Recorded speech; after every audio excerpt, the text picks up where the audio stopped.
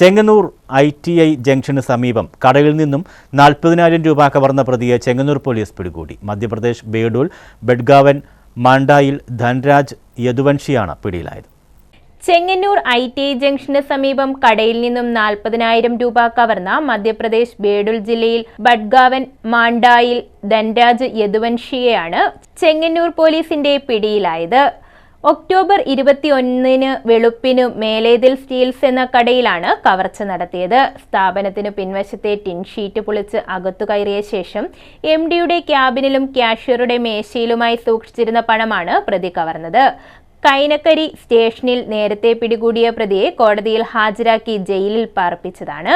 കൂടുതൽ അന്വേഷണത്തിനായി ചെങ്ങന്നൂർ പോലീസ് കസ്റ്റഡിയിൽ വാങ്ങിയിട്ടുണ്ട്.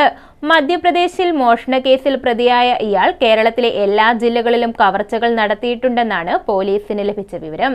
News bureau, Chengannur.